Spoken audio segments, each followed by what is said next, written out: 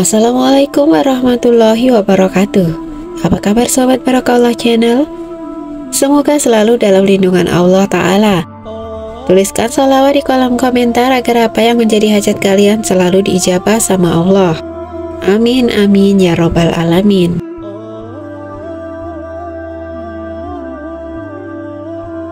Mendengar istilah Sidratul Muntaha, benak di pikiran kita mungkin langsung tertuju pada kisah perjalanan Isra Mi'raj. Sidratul Muntaha memang termasuk salah satu keagungan Allah yang diperlihatkan kepadanya. Yang istimewanya hanya Rasulullah Shallallahu Alaihi Wasallam yang bisa memasuki Sidratul Muntaha tersebut. Bahkan malaikat Jibril sebagai pendamping Rasulullah tidak diperkenankan memasukinya.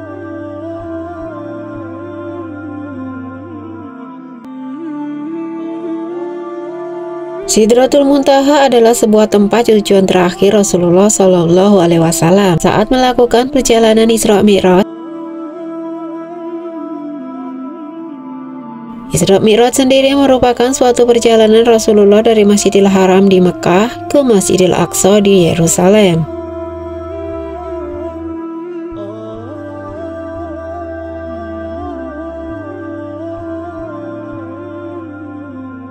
Istilah Sidra sendiri dalam Al-Quran disebutkan dalam 4 ayat. Yang pertama surat Saba 34 ayat 16, yaitu makna pohon bidara. Surat Al-Waqiah 56 ayat 28 yang bermakna pohon bidara yang tidak berduri.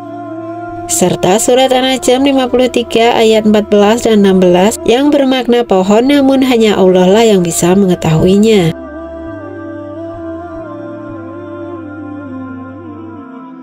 Dalam surat An-Najm ayat 14 Sidratul Muntaha disebutkan, sungguh dia, Nabi Muhammad benar-benar telah melihatnya. Jibril dalam rupa yang asli pada waktu yang lain, yaitu ketika Sidratul Muntaha. Quran Surat An-Najm 13-14. Lalu seperti apa wujud jelas Sidratul Muntaha sendiri? Sidrah adalah nama pohon yang tumbuh di atas langit ketujuh, yaitu tempat terakhir yang dikunjungi oleh para malaikat. Sedangkan Muntaha merupakan daerah tempat tumbuh pohon tersebut. Dinamakan Sidratul Muntaha karena disinilah batas yang terakhir dan tidak bisa dicapai oleh semua makhluk. Seperti yang digambarkan dalam ayat tersebut bahwa Sidratul Muntaha adalah tempat di mana Rasulullah Shallallahu Alaihi Wasallam melihat malaikat Jibril dalam wujud aslinya. Dalam salah satu hadis saat di Sidratul Muntaha, wujud asli malaikat Jibril itu memiliki 6 sayap. Dari setiap helai bulu-bulunya terdapat butiran yakut dan permata.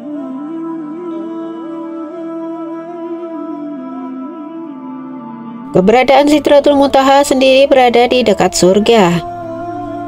Di dekatnya ada surga tempat tinggal Nabi Muhammad melihat Jibril. Ketika Sidratul Muntaha dilingkupi oleh sesuatu yang melingkupinya. Quran Surat An-Najm 13-14.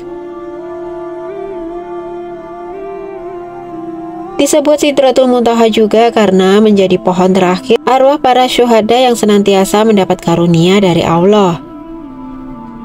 Pohon tersebut berada di atas langit ketujuh dengan daun yang besar menyerupai kuping seekor gajah. Serta buahnya seperti kendi besar dan dahannya merupa mutiara.